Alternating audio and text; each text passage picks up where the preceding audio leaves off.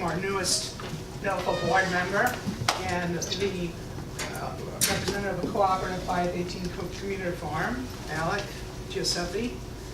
In this hands-on workshop, that's the wrong page. I had the, sorry about that. There we go. Okay. Alec Gioseffi is the president and head farmer of Cooperative 518 in Princeton. He is committed to growing seasonal, nutrient-dense food using organic and permaculture methods. So I'd like to introduce Alec and also his assistants are here, Chris and Lauren. Welcome. Great. Thanks, guys. Thanks for coming. Thanks for being here early. So, like I had mentioned, this is a hands-on workshop, but we're going to do the first portion of the class with some history and a brief PowerPoint presentation, and then I want to try to get everyone involved so you can get your hands dirty. I'm sure everyone has spring fever and is itching to touch some soil. And by the end of the class, everyone's going to have made their own soil blocks and sown their own seeds and bring some onions home to bring with them to start off the season.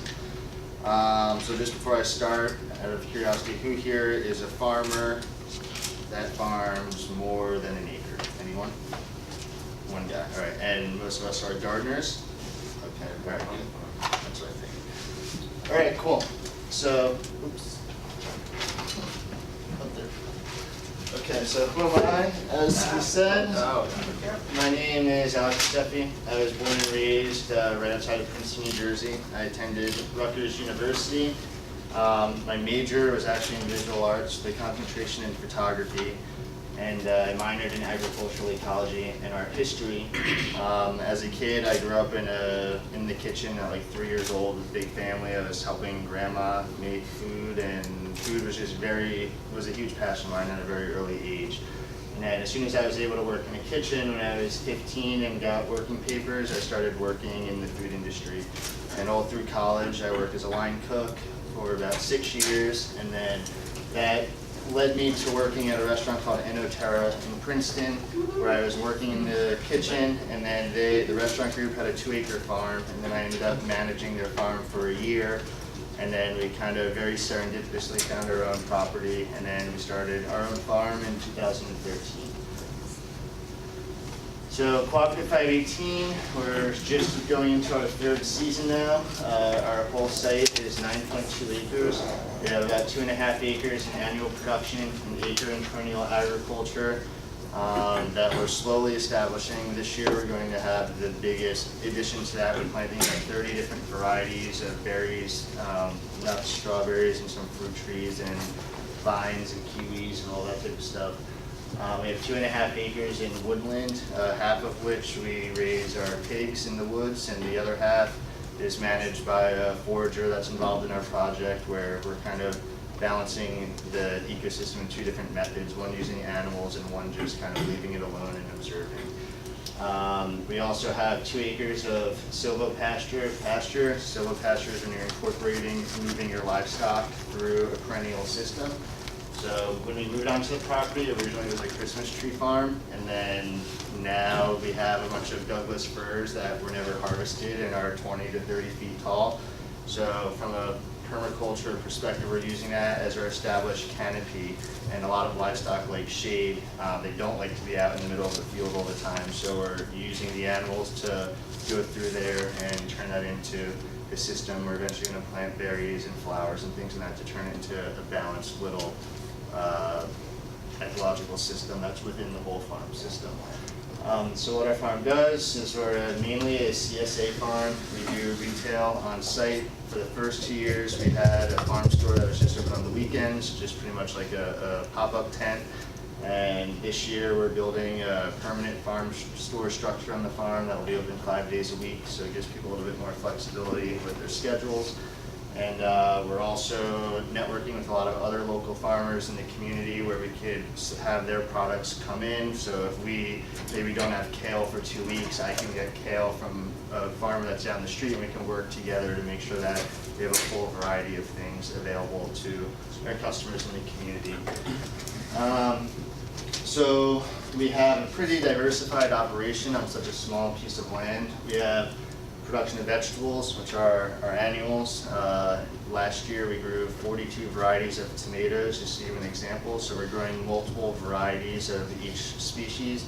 We grow about 70 to 80 different types of vegetables and multiple varieties within them. And a lot of it is just trialing to see what works. Whatever varieties thrive, we'll save the seed or get that seed again so we can plant it. So a lot of it's just trial and error, seeing what works on our land and what doesn't work so we can make more informed decisions moving forward. We also have fruit, berries, nuts. We have a bunch of chickens. There's another guy that's on the farm that manages the chicken operation. So actually Tuesday we're getting 250 chicks that will be delivered to the farm. We also have pigs for pork, lamb, chicken, ducks, turkeys, wool, honey. We do a lot of educational workshops. Lauren is a yoga instructor. She does yoga classes. Chris is a fitness instructor. He does outdoor fitness on the farm. Flowers, herbs, medicinal is value added. So we're trying to create a one-stop shop educational hub where people can come and re-engage themselves with where their food's coming from and just being more in tune with the natural systems. So before we go into this, I think it'll be effective to give just a brief history on fertilization over the past 160 years. If any of you guys were in Joseph Heckman's class yesterday, I'm sure we talked a lot about this, as well as Dan Kittredge's class yesterday. So these guys were, has anyone heard of the law of the minimum before? So this was one of the first, I guess, developments in observing that a plant is only going to grow to the best of whatever the weakest link is. That if you're just giving it all of this nitrogen, potassium, and whatever else it is, but it's missing all these other things, then that stuff's just going to not do anything. So, so as it says here, the availability of the most abundant nutrient in the soil is as only good as the availability of the least abundant nutrient in the soil. Or to put it more plainly, a chain is only as strong as the weakest link. So that's something that we can apply to when we're making our soil mix, make sure that we have a balanced, diversified system within the soil mix that we're using.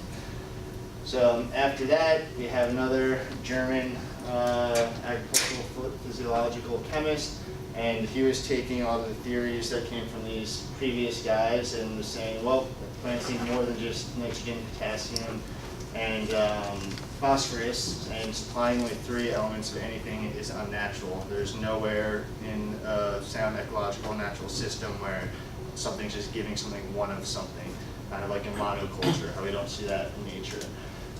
So chemistry of life is determined by the chemistry of the soil.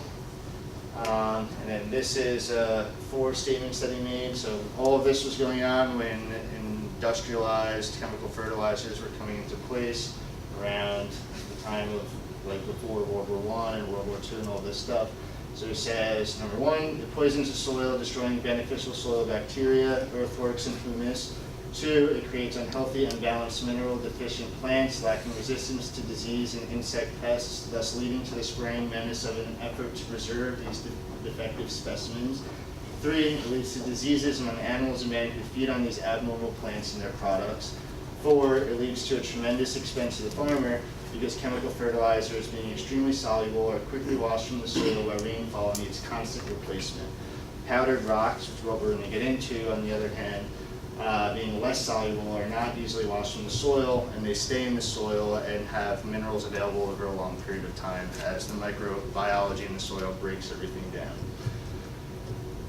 So about 50 years later, we have an American engineer and author and farmer that did a bunch of case studies on his own property that he highlights in this book on the benefits of using mined rock from the earth. That is what was put in the soil over the last ice age and previous ice ages.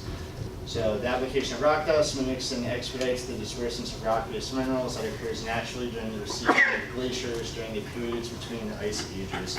So as the ice is melting on the North Pole and the South Pole and glaciers, it's grinding up all of this rock into really fine powder, and then it bonds to water molecules, gets picked up into the atmosphere, travels all over the world, then slowly settles all over the place. So that's one of the main ways that we got all of our minerals in the soil today. So some other benefits that he listed: provides a slow natural release of elements and trace minerals, increases the nutrient intake of plants, increases yields, that gives a higher bricks, I have a bricks meter, we'll get into that later. Rebalances the soil pH, increases the growth of microorganisms and earthworms, builds humus, prevents soil erosion, increases the storage capacity of the soil, increases resistance to insects, disease, frost, and drought, produces more nutritious crops, enhances the flavor, and decreases the dependence on fertilizers, pesticides, and herbicides. So that all sounds pretty appealing, right? So. All right, and then we have Sir Albert Howard, which I'm sure a lot of you guys are familiar with. One of the things that he's most noted for is the law of return. So to follow nature's example of recycling all natural and organic waste products back to the soil. So if we look at a natural woodland forest, you have these giant trees, and then eventually they die and the logs fall to the ground, and they break down, they get inoculated with mycelium, the mushrooms decompose them, and then eventually over a long period of time that turns back into soil. So if we could observe that and mimic that to the best of our ability, and instead of just taking something out and giving it back, we're going to have a more synergistic relationship with what we're doing. And Professor Heckman, who is here, he was one of my professors at Rutgers. I took all 3 classes that he had available. And this is a quote from my notes that I saved from college 5 years ago, so you'd be proud. So, when man converts land to agriculture and harvests crops and livestock from the field, mineral nutrients are removed from the soil. The failure of man to effectively return the waste products of agriculture back to the land results in mineral depletion of soil and represents a lost opportunity to build soil humus.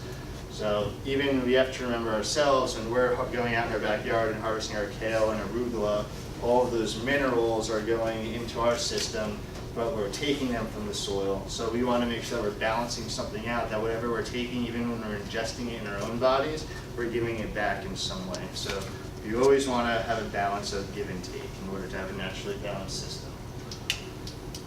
Then we have J.I. Rodale. So he was one of the main organic pioneers. I'm sure most of you guys are familiar with him.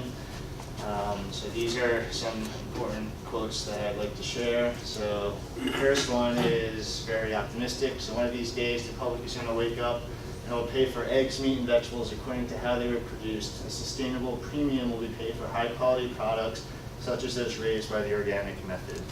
So I personally am beginning to see that true. People are searching for higher quality food, even things that are more than organic, because some of the things that are organic don't have all of the minerals and nutrients in the soil that they should have. After, the theory is simple and elegant. Plants constantly suck minerals out of the soil, slowly depleting these ancient reserves, and restoring those minerals reaps many agricultural rewards. Plants with an abundance of minerals in their soil grow bigger, faster, and healthier, and many studies show contain more nutrients in the form of minerals for the people who consume them. Now, it's easy to put the basic plant food nitrogen back into the soil via compost, composting manures, and other forms of organic matter. And it's pretty easy to naturally supply the next 2 biggest plant essential elements, phosphorus and potassium. But minerals like calcium and trace elements and iron and manganese are tough to replace once they're depleted. An active soil teeming with microbes is the best way to get those minerals into a form that can be used by plants, and compost is the ideal medium for such activity.